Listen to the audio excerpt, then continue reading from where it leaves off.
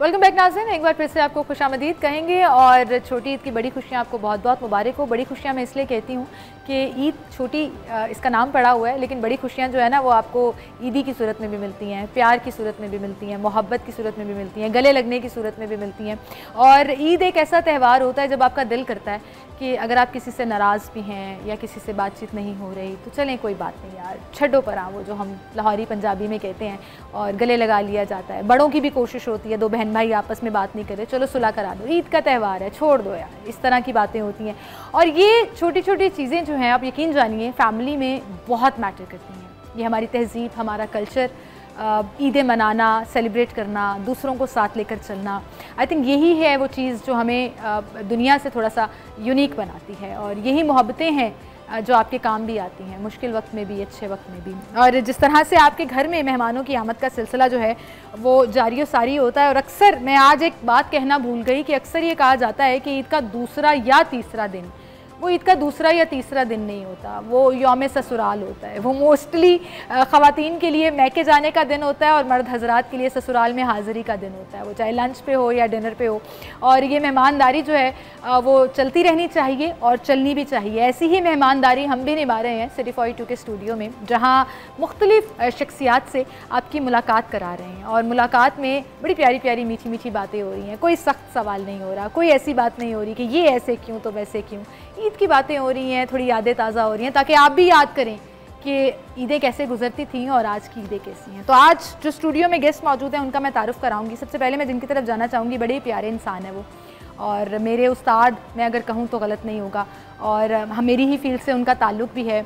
और जब आप उनको अपने शो में देखते हैं टीवी स्क्रीन पर या किसी और भी सिटी न्यूज़ नेटवर्क की स्क्रीन्स पर या इसके अलावा भी, तो बड़े दबंग अंदाज में वो बात करते हैं। और यकीन जानिए कि उनको आज तक मैंने कभी नहीं बताया कि उनसे बड़ा कुछ सीखने को इस तरह से मिलता है कि वो जब सलाम का जवाब देकर आगे से हालचाल पूछ लेते हैं तो बड़ी खुशी होती है। पता लगता है कि आप जितने मर्ज़ी सीनियर हो जाएं, आप इस फील्ड में जितना मर्ज़ी नाम कमा लें, जब आप हम्बल रहेंगे तो आप प्यार भी समेटेंगे और प्यार बांटेंगे भी। सलीम बुखारी साहब हमारे साथ मौजूद हैं, उन्हें मैं खुशामदीद कहूँगी और ईद मुबारक भी कहूँगी। अस्सलाम वालेकुम। वालेकुम अस्सलाम, ईद मुबारक।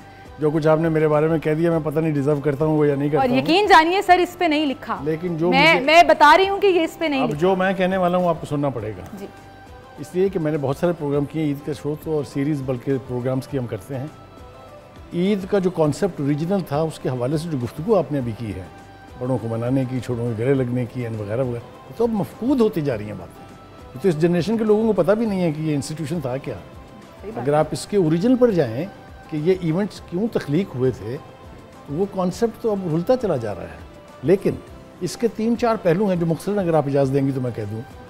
वो ये है कि ये एक तो कल्चरल इवेंट है बहुत बड़ा, बिल्कुल दीनी और मजहबी इवेंट तो है, हाँ। लेकिन ये कल्चरल इवेंट बहुत बड़ा है और इसका इम्पैक्ट इतना भरपूर हो सकता है कि फैमिलियों की नाराज़गियाँ क्या, रिश्तेदारों की लड़ाइयाँ क्या, ये सब कुछ सिमट के एक 0 पॉइंट पे फैमिली इकट्ठी हो सकती है।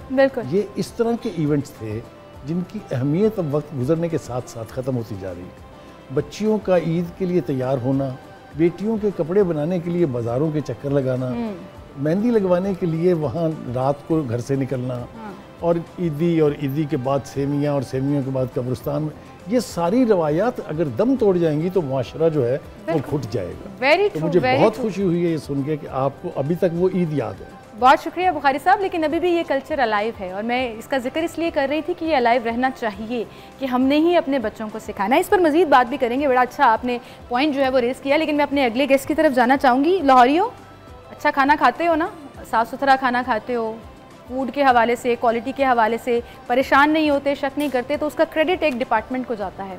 और उस डिपार्टमेंट का जो हेड है वो जिस तरह से इनिशिएट लेते हैं, जिस तरह से अपनी लीडरशिप में चीज़ों को आगे लेकर चलते हैं, उससे हम सेहतमंद रहते हैं। हम जो है वो अच्छा खाना खा लेते हैं, तसल्ली से खा लेते हैं।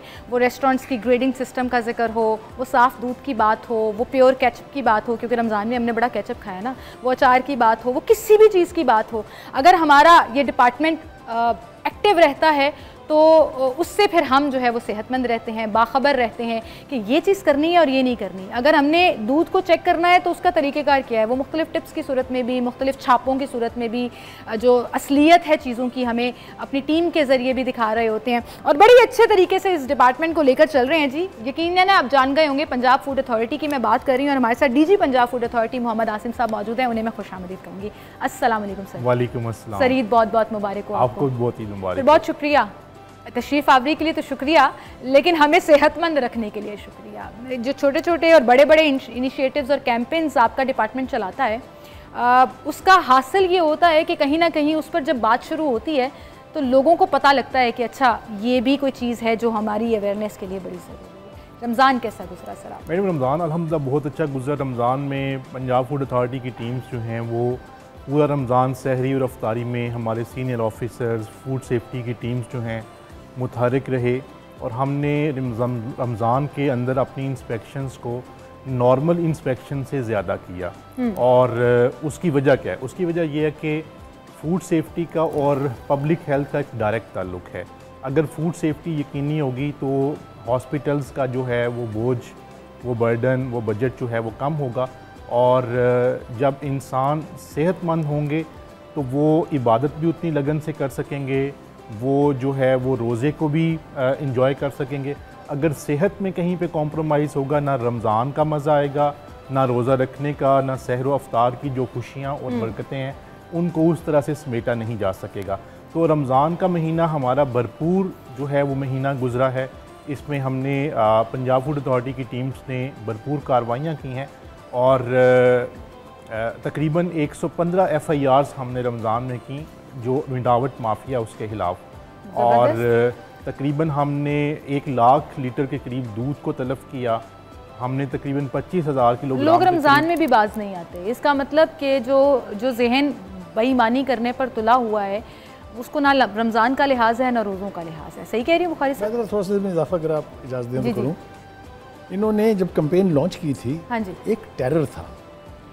वो टेरर उस सूरत में बरकरार रह सकता है कि उसका फॉलो अप एक्शन हो। इन्होंने 4 स्टार 5 स्टार होटल तो खैर यहाँ है ही नहीं, कोई 4 स्टार होटल्स तक को नहीं छोड़ा। तो एक टेरर था बिल्कुल कि फूड अथॉरिटी वाले अजाब की तरह से किसी वक्त भी आ सकते हैं। लेकिन वो जो उसका फॉलो अप एक्शन है ना, कि उनको ये एहसास रहे कि ये फिर किसी वक्त भी आ सकते हैं, गैप्स नहीं होने चाहिए। That is the only way कि आप फूड को कंज्यूमर तक जो एक हैमरिंग होती है वो होनी रहनी चाहिए। ये भी बड़ा एक बहुत बड़ा मिसिंग है। बुखारी साहब ने बताया होता क्या है कि हम जब FIR करते हैं, FIR आखिरी एक हद होती है। हाँ जी, कि जब मिलावट साबित हो जाती है लैब टेस्ट के ज़रिए तो फिर हम FIR करते हैं, अगले दिन जाके उस बंदे को बेल मिल जाती है। अब हमारी तमाम एफ़र्ट, मैं आपको बताना ज़रूरी समझता हूँ कि जो दूध के रेट होते हैं वो अर्ली मॉर्निंग, गोश्त के जो रेट होते हैं वेरी अर्ली मॉर्निंग हमारे जो है ना वो रेट्स चल रहे होते हैं और उसके पीछे कई हफ्तों की, कई दिनों की जो है वो मेहनत होती है। उसके ऊपर हमने रैकी की होती है, कई दोस्तों से उसके बारे में इंफॉर्मेशन ली होती है। जब उस शख्स को कोर्ट्स बेल देती हैं मिलावट करने वाले शख्स को, तो हमारी सारी एफर्ट मल्टीप्लाइड बाय 0 हो जाती है। तो इस वजह से जो ज़रूरत इस अमर की है, मैं कहता हूँ कि अगर दूध में मिलावट करने वाले एक शख्स को 2 साल के लिए सज़ा हो जाती है ना, अगले 2 साल पूरे पंजाब में कोई मिलावट करने की जरूरत नहीं करेगा। तो ये कोर्स को भी हमें सेंसिटाइज करने की ज़रूरत है। बिल्कुल सर, ये टॉपिक जो है ना आपने बड़ा अच्छा दिया है, लेकिन इसको हम किसी वक्त ना न्यूज़ नाइट में डिस्कस करेंगे, क्योंकि ये टॉपिक न्यूज़ नाइट में डिस्कस करने वाला है। आज हम ईद की ट्रांसमिशन कर रहे हैं तो हम वापस ईद पर आ जाते हैं, क्योंकि इस पर मेरे बड़े फिर वो अंदर का सहाफ़ी निकल आता है तो बड़े सवाल मेरी ज़बान पर आ रहे थे। बट मैं कह रही थी नहीं, ईद है, ईद मुबारक, याद रखो। इस पर हम डीजी साहब को कहेंगे कि ज़रूर हमारे साथ आएँ और लंबा इस पर बैठक करेंगे, बात करेंगे। बहरहाल जी, वापस ईद पर आना है और बुखारी साहब ने एक बड़ा अच्छा पॉइंट रेस किया कि कहाँ गई वो ईदें जब ये हुआ करता था कि दादी कहा करती थी कि आपस में लड़ना नहीं है, हूँ ईद आ गई है चलो गले ला लो। ये मेरी दादी कहती थी और मैंने कहते उन्हें सुना भी है, बड़ी दफ़ा हुआ है। मेरी फुप्पो और मेरी एज में सर 2-3 साल का फ़र्क होता था, तो हम एज फेलो ही कहलाते थे, तो हम आपस में बड़ा लड़ पड़ते थे, कई दिन बात ना करनी। तो एक दफ़ा मुझे याद है मेरी दादी ने ईद पे हमारी सुलह कराई, तो मुझे उस वक्त से बचपन से ही पता नहीं क्यों ज़हन में ये याद है कि ईद सुलह करने का दिन होता है, रूठों को मनाने का दिन होता है। तो वो अलाइव रहना चाहिए। इस पर हम बात करेंगे। एक छोटी सी ब्रेक लेते हैं, दोबारा हाजिर होंगे।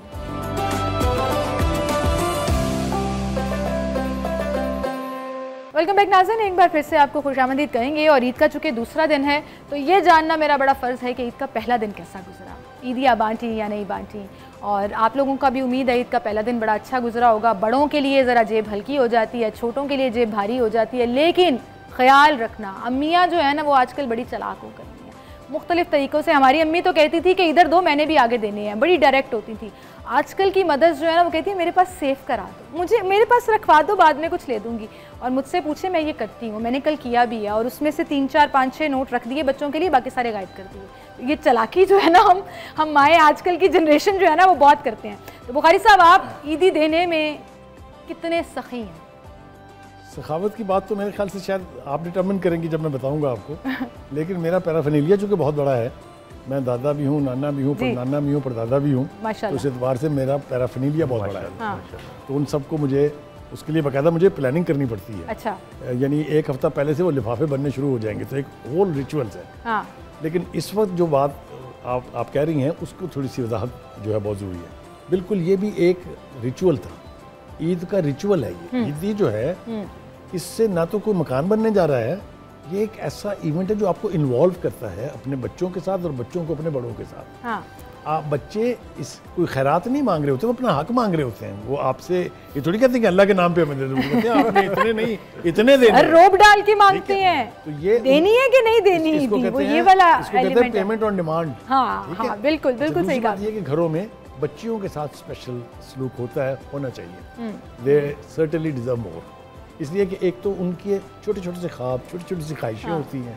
और मेरे ख्याल से वो बाप जब अपनी बच्चियों की ख्वाहिशात पूरी कर लेते हैं, इससे बड़ी मेरे नज़दीक इबादत कोई नहीं है। तो मैं तो इसको, चूँकि मेरी 5 बेटियां हैं अपनी, बिल्कुल मैं तो इसको इबादत समझ के करता हूँ। अभी ब्रेक में मैं बुखारी साहब को कही थी, सॉरी मैं आपकी बात काट रही हूँ, लेकिन चूँकि इसी पे बात से कंटिन्यू है तो मैं बीच में अपना लुकमा लेना चाहूँगी। मैं अभी ब्रेक में बुखारी साहब को कही थी मेरा लिफाफा किधर है। देखिए, आप मैं तो डंके की चोट पे लिफाफा मांग रही हूँ। लिफाफा तो आपको बिल्कुल मिलेगा, लेकिन काम के ईदी का लिफाफा पहले काम तो कर लेना। अच्छा, अपना काम पूरा कर लें, उसके बाद अपना हक ले लें। चले, ये वादा हो गया। डीजी साहब, आपकी दूसरी बात की तरफ भी हम आते हैं, लेकिन डीजी साहब इसी नोट पे मैं आपसे भी पूछना चाहूँगी कि सखी हैं आप, ईदी वगैरह देते हैं घर वालों में, या कहते हैं मैं सिर्फ ये बता दूंगा कौन सा रेस्टोरेंट अच्छा है, वहाँ जाके खाना खाओ, हेल्दी रहोगे? नहीं मैडम, मैं इस हवाले से बिल्कुल सही हूँ। मैं ये समझता हूँ कि ईद का नाम जो है वो खुशियों को तकसीम करने का नाम है। खुशियाँ मनाना बेसिकली जो है वो इस तरह से है कि उसमें दूसरों को शरीक करें आप खुशियों के अंदर। हाँ। अब वो खुशियाँ जो है वो खाने के ज़रिए भी आप शेयर कर रहे होते हैं, आप ईदी के ज़रिए भी शेयर कर रहे होते हैं, आप एक दूसरे के साथ अच्छी यादों को जो पुरानी गुजरी होती हैं उनको शेयर करके भी कर रहे होते हैं, आप एक दूसरे को हक करके, आप नमाज़ पढ़ के, एक दूसरे का हाल पूछ के, अपने अजीज़ों उकारब से मिलकर, दोस्तों से मिलकर, तो ये सारी चीज़ों को आप बेसिकली जो शेयर कर रहे होते हैं। तो इस्लाम में ईद का कॉन्सेप्ट भी जो है वो यही है। आप देखें कि फितराना ईद से पहले देना है ताकि आपके रोज़े कबूल हों, कि वो जो गरीब हैं जिनके पास इतने रिसोर्सेज नहीं हैं वो भी ईद की खुशियों को सेलिब्रेट कर सकें। बिल्कुल। तो इस वजह से मैं तो ये कहता हूँ कि हम सबको ईद के मामले में, खुशियाँ शेयर करने के मामले में, ईदी देने के मामले में, ईदी के गिफ्ट्स देने के हवाले से जो है वो सही होना चाहिए। मेरी माशाल्लाह जो है वो 4 बहनें हैं। हमारा ये मामूल है कि हमने ईद के से पहले आखिरी हफ्ते में सबको ईदी देनी है, वो उनका राइट है। और फिर जाके उनके घरों में देनी है, उनके घरों में जाके सेलिब्रेट करना है, गप लगानी है उनके साथ, उनसे वो शेयर करना है, ताकि वो ये चीज़ें जो बुखारी साहब बता रहे हैं ये रिवायतों को भी कायम रहना चाहिए। Then again this is another tradition जो भी आप जिक्र कर रहे थे कि वो घरों में फ्योनिया और मिठाई या स्वीट्स का एक डब्बा, और फिर लिफाफों में पैसे, और फिर वो गिफ्ट्स बहनों के घर या बेटियों के घर जब आते हैं तो वो बड़ा फख्र हुआ करता है। देखिए, मीठी ईद तो इसको कहते हैं, मेरी अम्मी के घर से ईद आई है, मेरे भाई तो इसको कहते ही हैं, बिल्कुल, ये हर लिहाज से मीठी ईद है। एक इंपॉर्टेंट बात जो मेरे ख्याल से करनी चाहिए वो ये कि हम जिंदा लोगों के साथ तो ईद शेयर करते हैं, जैसा कि अभी डीजी साहब भी कह रहे थे, हम अपने गए गुजरे हुए लोगों को भी नहीं भूलते हैं। ईद के हवाले से ये भी बहुत बड़ा रिचुअल है कि ईद की नमाज के फौरन बाद आप रुख करते हैं कब्रिस्तानों का, और आप रश देखिए कब्रिस्तानों में, फूल लेके जाते हैं, जहाँ आप फूलों की पत्तियां निछावर करते हैं और उनको एहसास दिलाते हैं कि हम आपको भूले नहीं हैं।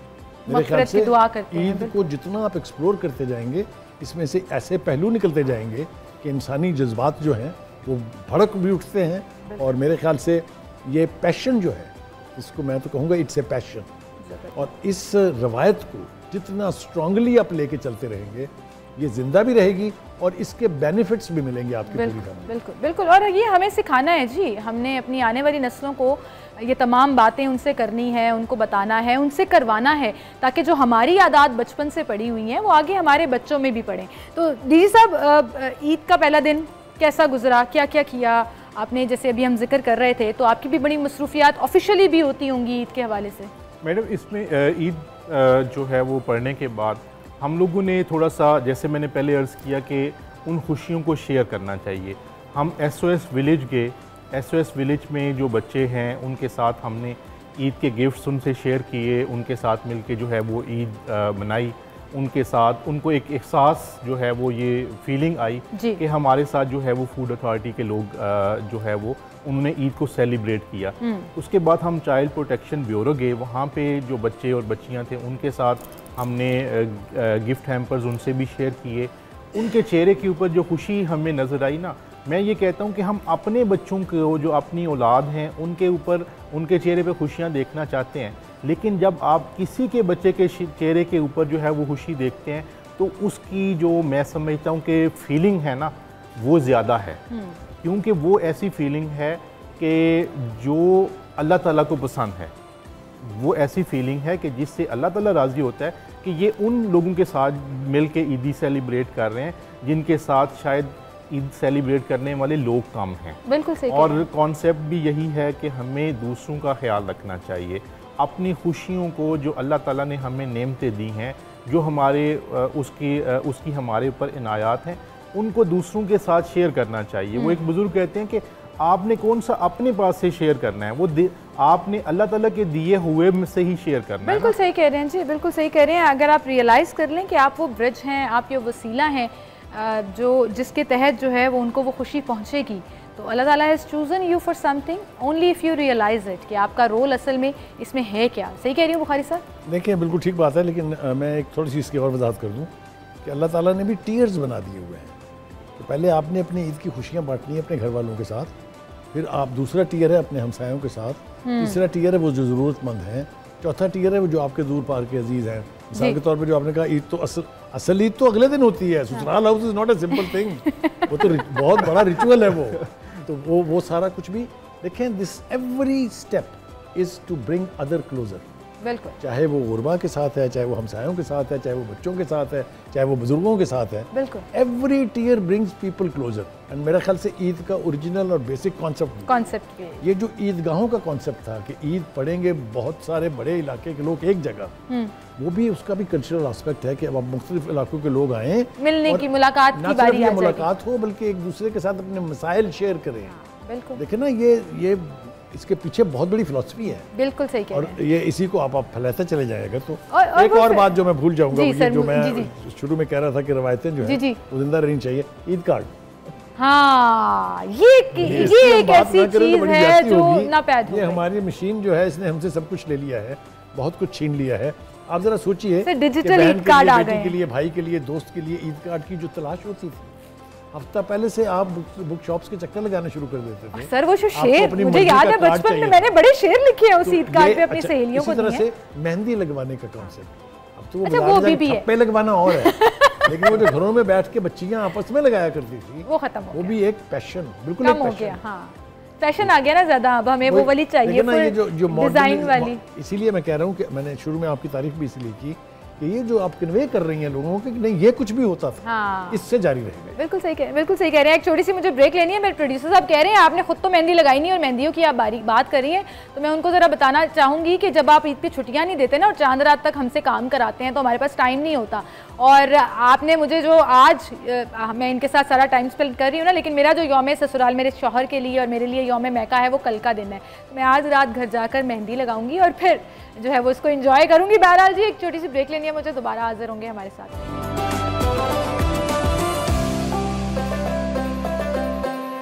वेलकम बैक नाज़रीन, एक बार फिर से आपको खुशामदीद कहेंगे और छोटी ईद की बड़ी खुशियाँ आपको बहुत बहुत मुबारक। और जहाँ से हमने बात छोड़ी वहीं से हम बात कंटिन्यू करेंगे कि जैसे अभी बुखारी साहब और डीजी साहब बात कर रहे थे कि फैमिली आई थिंक आप जैसे टीयर्स बनाते जाएं तो वो सिर्फ आपकी इमीडिएट फैमिली नहीं होती है, वो बहुत से ऐसे लोग जिनसे शायद आपका ब्लड का रिलेशन नहीं होता, वो भी आपकी फैमिली बन जाते हैं। आप किसी ऑफिस में काम करते हैं, आपका ताल्लुक अच्छा है एक दूसरे के साथ, तो वो देर also part of your family. तो फैमिली जो है वो आपके वर्क प्लेस से लेकर आपके घर तक, ऐसे लोगों से लेकर जिनको शायद आप नहीं भी जानते, लेकिन just being in the same religion, just being in the same faith आपको कनेक्ट कर देती है। तो दैट्स ऑल्सो समहाउ आपका वो पूरा एक सर्कल बन जाता है। तो उन सबको साथ लेकर चलना चाहिए। अपनी कैपेसिटी में आप जितना कर सकते हैं अपनी इमीडिएट फैमिली से शुरू कीजिए और फिर उस सर्कल के एंड तक जाने की कोशिश इंसान को ज़रूर करनी चाहिए।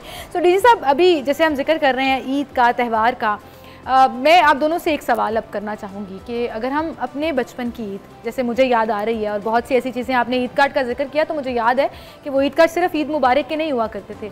उस ज़माने में बड़े फिल्म स्टार्स की वो तस्वीर भी ईद कार्ड की सूरत में आती थी जिसके पीछे 2 लाइनें लिखी हुई होती थी। और वो बचपन का शेर मुझे आज भी याद है कि डब्बे में डब्बा, डब्बे में केक, मेरी सहेली अना यूसुफ, लाखों में एक, तो मैंने नाम भी ले दिया।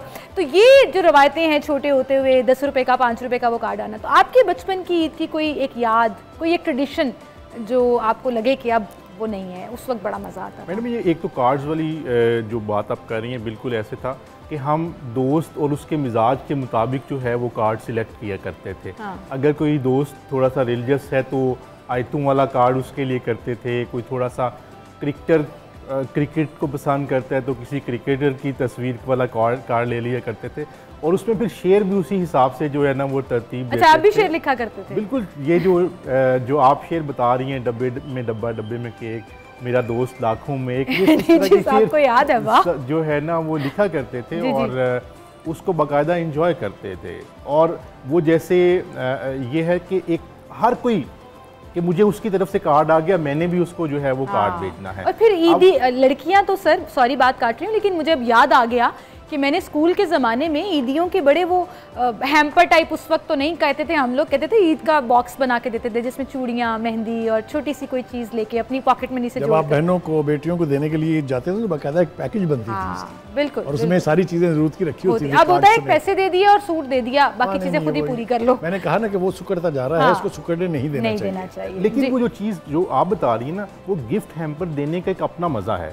जब उस पे आप बेटी के लिए या बहन के लिए मेहंदी रखते हैं, चूड़ियाँ रखते हैं, उसके अलावा उसके कपड़े रखते हैं और पोनियाँ रखते हैं, कोई इयररिंग्स वगैरह इस तरह की ज्वेलरी आइटम्स रखते हैं। इसका मतलब डीजी साहब इंटरेस्ट रखते हैं, उनको उस हैम्पर के अंदर एक एक चीज़ का पता है कि क्या क्या ऐड हो सकता है। उससे जो हमारी जनरेशन तो वही है ना, जनरेशन तो वही है। We are the last chip of the old block. बिल्कुल सही कह रहे हैं, बिल्कुल मैं भी उसी में हूँ।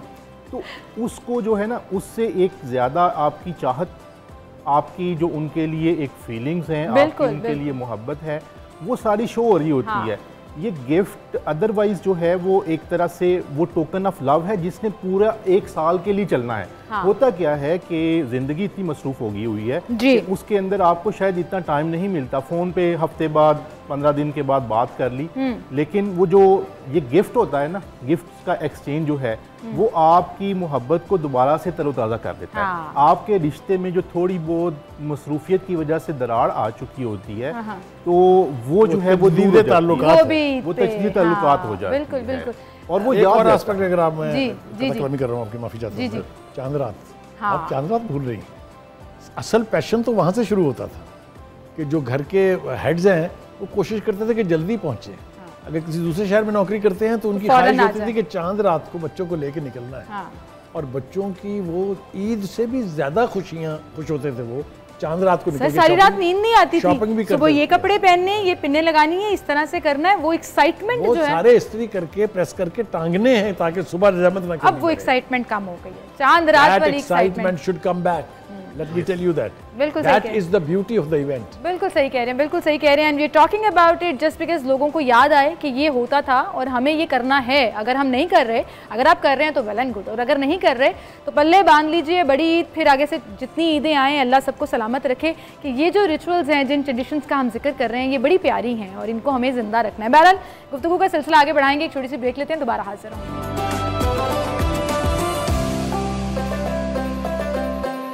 वेलकम बैक नाज़रीन, एक बार फिर से आपको खुशामदीद कहेंगे। गुफ्तगू का सिलसिला हम आगे बढ़ाएंगे और एक जब हम ट्रेडिशंस की, रवायात की, कल्चर की और ईद के डिफरेंट सेगमेंट्स की बात कर रहे हैं तो एक सबसे बड़ा सेगमेंट लाहौरी होने के हवाले से पता नहीं मुझे कैसे भूल गया। और लाहौरी मैं इसलिए कह रही हूँ कि लाहौरी जो है वो ख्वाबों के बड़े शौकीन होते हैं और खाने पीने के बगैर तो हमारा कोई फंक्शन, कोई फेस्टिविटी पूरी नहीं होती है। और वो हमने खाना भी टका के और अच्छा होता है, ये हमारी बड़ी पहचान है। तो डीजी साहब आपकी तरफ मैं आऊँगी कि ईद पे ख़ास तौर पे दावतों का सिलसिला बड़ा होता है, वो चाहे ससुराल में हो या अपने घर में हो या बहन के घर में हो या बहन को होस्ट कर रहे हो। कोई एक डिश ईद की हवाले से जो आपको होता है कि ये टेबल पे लाजमी होनी चाहिए, जो आपकी फेवरेट है और जो आपको लगे कि ये मुझे बचपन की याद दिलाती है? मैम, मेरी वालदा के हाथ के बने हुए जो चिकन बिरयानी है वो मेरी फेवरेट डिश हमेशा से है और I love to have that dish. और वो हमारी ईद के, बेशक वो छोटी ईद हो या बड़ी ईद हो, उसके मेन्यू में शामिल होती है। नो डाउट कि चिकन या मटन? चिकन में, बड़ी ईद में मटन और छोटी ईद में जो है वो चिकन। अच्छा, छोटी ईद पे छोटा गोश्त मतलब चिकन कह लें और बड़ी ईद पे मटन। तो इसके अलावा जो है वो सवियाँ होती हैं या फ्योनियाँ होती हैं, कुछ मीठी चीज़ें भी जो है या शीर खुरमा वगैरह होता है। लेकिन वो जो चिकन बिरयानी है वो हम सब बहन भाइयों की जो है वो फेवरेट डिश है। डीजी साहब इसका मतलब बिरयानी फ़ैन है कि आपको बिरयानी पसंद है। अम्मी के हाथ की तो पसंद है बट जनरली भी बिरयानी पसंद है। मदर के हाथ की जो है वो तो एक उसकी तासीर और उसकी जो है ना वो टेस्ट ही अलग है। हाँ। वो कहीं और से नहीं मिल सकता। सही, लेकिन डीजी साहब ये तो आपने सही कहा, खुशबू भी अलग है, उसका प्यार भी अलग है। लेकिन लाहौर की सबसे बेस्ट बिरयानी कहाँ मिलती है? मैडम, लाहौर में बहुत से ऐसे पॉइंट्स हैं। कोई जगह, एरिया का नाम बता दें, ब्रांड ना लें, नाम ना लें उसका, किस एरिया से मिलती है?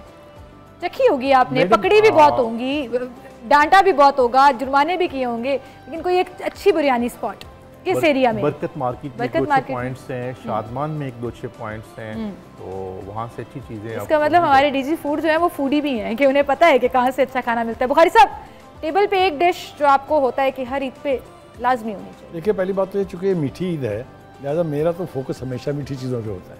3 चीज़ों का नाम इन्होंने ले दिया, एक का मैं इजाफा कर देता हूँ, वो है शाही टुकड़ा।